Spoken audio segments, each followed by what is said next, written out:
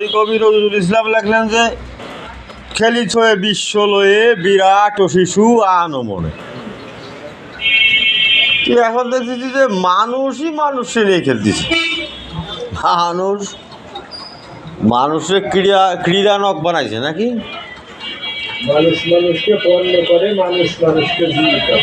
হ্যাঁ, এই যে একটা বিখ্যাত গান উক্তি, মানুষ মানুষকে জীবিকা করে, মানুষ মানুষকে পণ্য করে, মানুষ মানুষকে জীবিকা করে।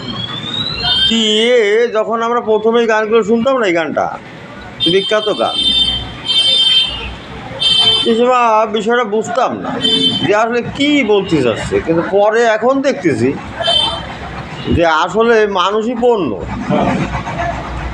মানুষই ব্যবসায়ী, এবার মানুষই পণ্য।